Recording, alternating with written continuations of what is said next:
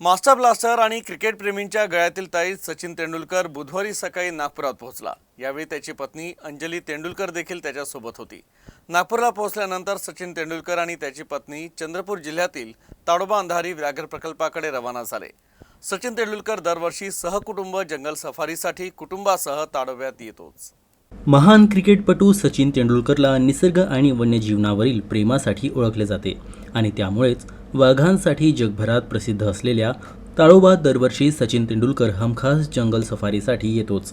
2 ऑक्टोबरपासून ताडोबातील कोर एरियामध्ये सफारी सुरू झाली असतानाच मास्टर ब्लास्टर सचिन तेंडुलकर आपली पत्नी अंजली तेंडुलकरसह जंगल सफारीसाठी ताडोबाला पोहोचला। सचिन तेंडुलकर बुधवारी सकाळी मुंबईहून नागपूरला पोहोचला। त्यानंतर ते दोघंही चंद्रपूरला ताडोबा अंधारी जंगलाकडे रवाना झाले।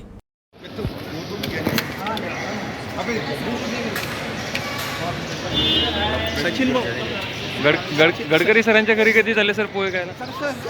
सचिन भाऊ